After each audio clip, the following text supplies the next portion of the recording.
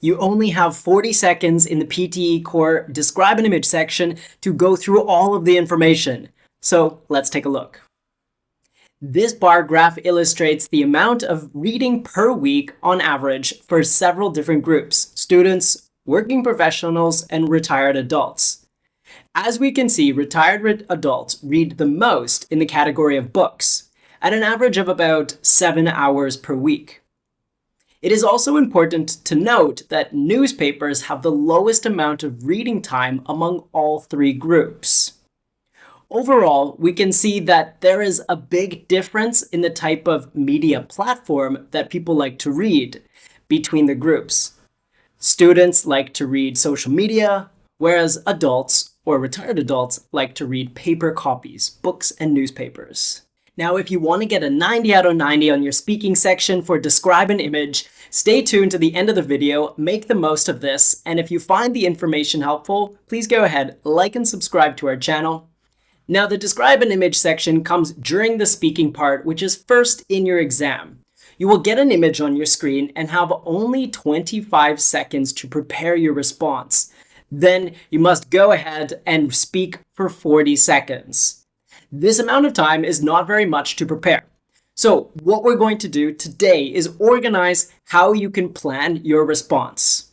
Now, in 2024 and before 2025, using speaking templates was quite common for describe an image.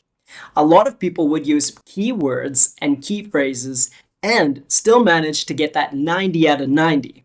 This process is becoming a lot more difficult. Why? Because they are using AI algorithms to assess your score.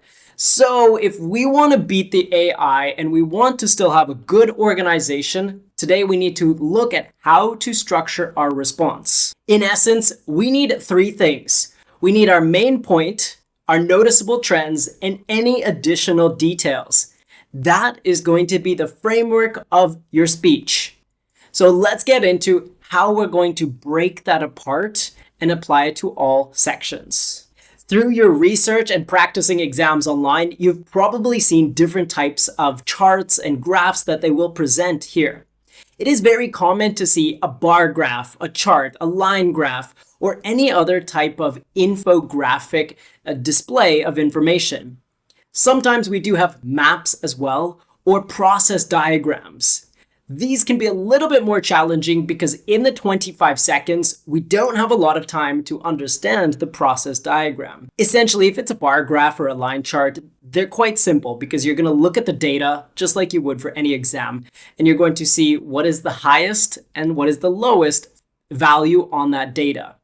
As well, you're going to look at the title and the x-axis and the y-axis. In 40 seconds, that is essentially all you can say. Title, x-axis, y-axis, highest value, lowest value, and overall summary. Same with a line graph. Now, there's something new that they've introduced in 2025, and some of you might have seen this on your exam. Now they're also including very general pictures. We might have a picture of a mother and her daughter sitting together. We might have some type of abstract photo of a person sitting at their desk doing something. These types of daily life photos can be more challenging to go through because we don't have data and we don't have numbers to pull from. So what are we going to do when we get a daily life photo? Well, I'm going to discuss that, but first, I want to talk to you about the main problems. There are a lot of problems when it comes to speaking for describe an image, and they apply to all types of graphs. The first one is that people only mention one point in the graph.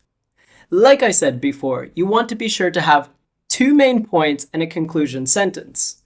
So if you don't speak right at the beginning of your time, or if you fumble and you pause too long, you won't have enough time to get out two ideas. Now, this comes directly from the Pearson website. They want to ensure that you can talk about at least two main ideas. So don't forget. The second main problem is that people feel very rehearsed and robotic. And this was probably okay in 2024, but not really in 2025. This came from the templates that people would be using.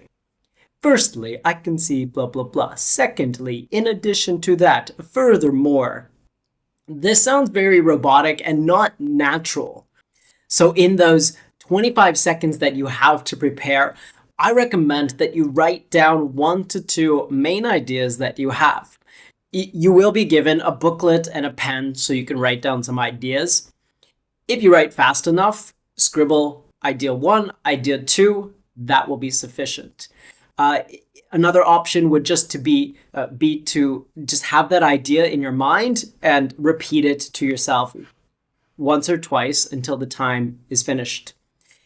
And of course, our third problem is that people often lack that fluency throughout the 40 seconds. This will affect you in several different ways, mostly because you won't be able to get enough information out. So if you hesitate or if you pause for too long, that will lower your score.